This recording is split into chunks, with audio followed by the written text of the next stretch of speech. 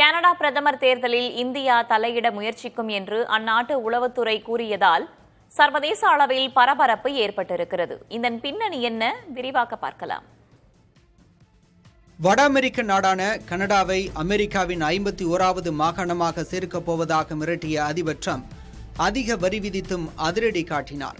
இதனால் America Canada இடையிலான உறவு மோசமடைந்த நிலையில் பிரதமராக இருந்த ஜஸ்டின் ட்ரூடோவுக்கு கட்சிக்குள்ளும் கடும் எதிர்ப்பு கிளம்பியதால் பதவியை ராஜினாமா செய்தார். இதையடுத்து ஆளும் லிபரல் கட்சி தலைவராக தேர்ந்தெடுக்கப்பட்ட பொருளாதார நிபுணர் மார்க் கார்னே அந்நாட்டு பிரதமராக பதவியேற்றார்.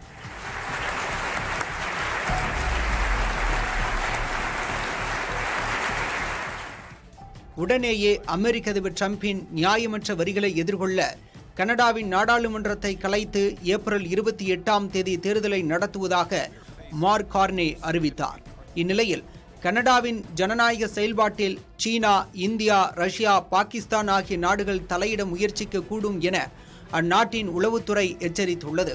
AI எனப்படும் செயற்கை நுண்ணறிவு தொழில்நுட்பத்தை பயன்படுத்த வாய்ப்பு உள்ளதாகவும் இதற்கான நோக்கத்தையும் திறனையும் இந்திய அரசு கொண்டிருப்பதை அறிவதாகவும் கனடா உளவுத்துறை தெரிவித்துள்ளது. வெளிநாட்டு தலையீட்டு நடவடிக்கையால் தேர்தல் முடிவுகளில் பாதிப்பை ஏற்படுத்துவது கடினம் என்றாலும் ஜனநாயகத்தின் மீது மக்கள் கொண்டிருக்கும் நம்பிக்கையை அது சிதைத்துவிடும் என்றும் கனடா அச்சம் தெரிவித்துள்ளது.